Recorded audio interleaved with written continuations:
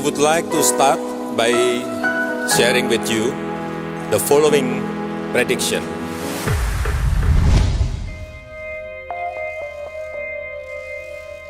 Diplomasi ekonomi menjadi salah satu fokus pemerintah untuk meningkatkan ekonomi negeri. Presiden pun aktif terlibat langsung.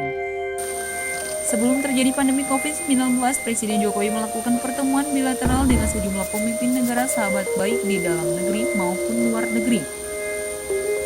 Presiden Joko Widodo terlihat tak berhenti bergerilya untuk meningkatkan diplomasi ekonomi demi meningkatkan kekuatan ekonomi negeri. Sebelum kunjungan kerjanya ke Australia, Presiden telah melakukan sejumlah pertemuan bilateral dengan kepala negara dan lembaga keuangan dunia.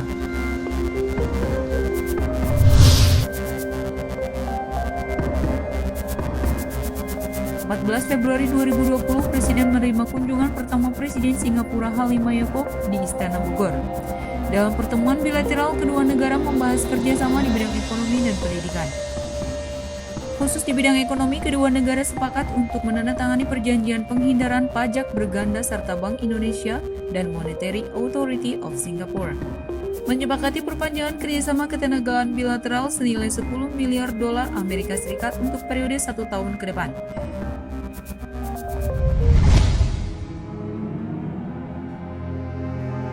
(12 Januari 2020), Presiden Jokowi bertolak ke Abu Dhabi, Uni Emirat Arab. Presiden meminta agar kerjasama di bidang teknologi informasi ditingkatkan menjadi salah satu prioritas kerjasama kedua negara. 2 hari kunjungan kenegaraan, ada 11 perjanjian bisnis yang ditandatangani dengan perkiraan nilai investasi mencapai 314,9 triliun rupiah.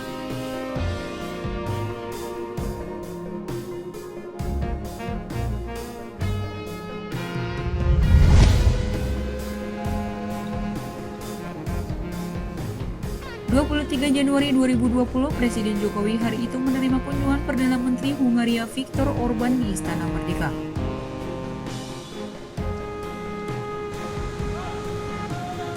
Dalam pertemuan tersebut, kedua negara sepakat mempererat kerjasama bidang, termasuk ekonomi.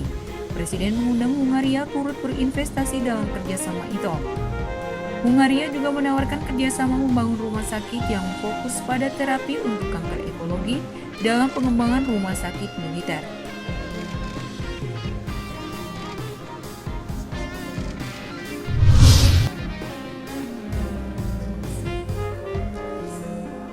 Tak mengesampingkan mitra di kawasan Asia, sebelumnya pada 10 Januari 2020, Presiden telah bertemu dengan Menteri Luar Negeri Jepang. Presiden mengajak Jepang untuk melanjutkan investasi berbentuk kerjasama pembangunan sentra kelautan dan perikanan fase kedua di Natuna. Selamat datang di Jakarta yang mulia dan selamat atas tugas baru sebagai Menteri Luar Negeri. Selain itu, Presiden juga menjajaki kemungkinan kerjasama yang lebih intensif dalam pengembangan sumber daya manusia baik dalam program vokasi maupun internship di perusahaan-perusahaan Jepang yang ada di Indonesia.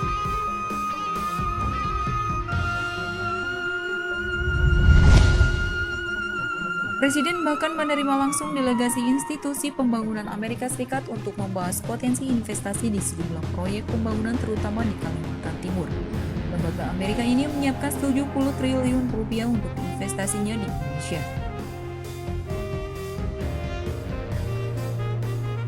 Sebelumnya, Presiden bertemu dengan delegasi SoftBank. Dalam pertemuan tersebut, SoftBank mengaku tertarik dan bekerja sama dalam pembangunan ibu kota baru yang memiliki konsep kota pintar dan hijau. SoftBank juga telah berkomitmen untuk mengucurkan investasi bagi pengembangan perusahaan rintisan di Indonesia, serta membangun ekosistem industri seperti kendaraan listrik.